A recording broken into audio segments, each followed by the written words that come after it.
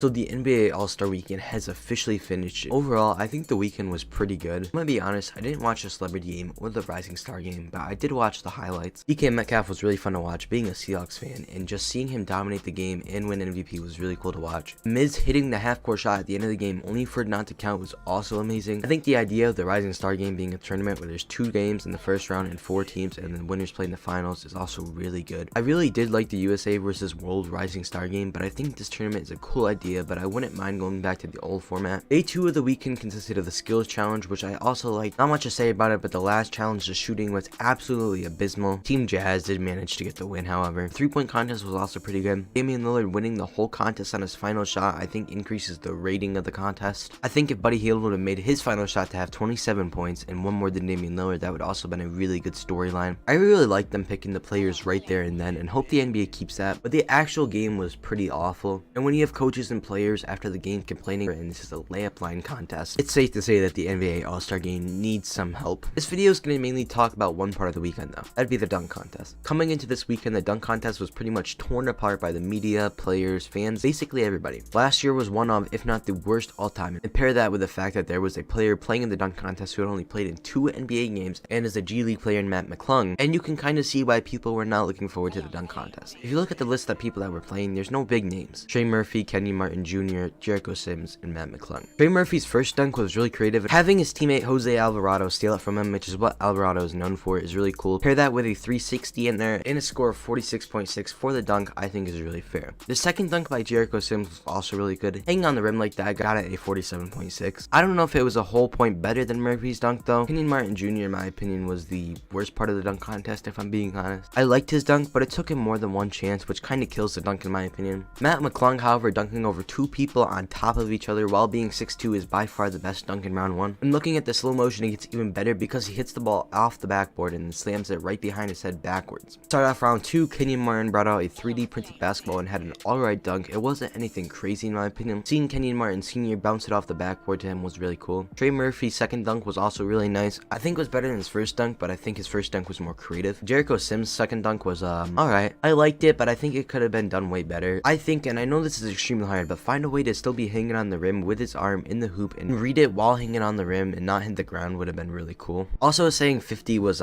pretty mediocre in my opinion. I don't know about that part because the dunk really wasn't a 50 in any way. Finishing off round 2, Matt McClung does Matt McClung stuff and throws down one of the nastiest dunks in a while, easily advancing to the finals. Heading into the finals, it was Trey Murphy versus Matt McClung. Murphy's first dunk I really liked, the in between the legs, catching the air and finishing it off with a windmill is the icing on the cake. If he had let it drop to the ground, I don't think it would have been nearly as good. Harlem alone did give him a 46, which is a little ridiculous, which we will talk about after. Matt McClung again just did Matt McClung stuff, dunking over people behind his head while his head was at the same height as the rim was just amazing. Murphy's last dunk was questionable. I think if anything, that dunk should have been your first dunk and the dunk you did prior should have been your finale, or even just been a dunk in round 1. Now this is where my one problem of the dunk contest is, and that's Karl Malone. How on earth is Murphy's first dunk a 46, and then his last one, which pretty much everybody agrees was worse, a 48? It just didn't make any sense to me. And to finish off the dunk contest, Matt McClung put on his old high school jersey, the same jersey that made him famous, and did this.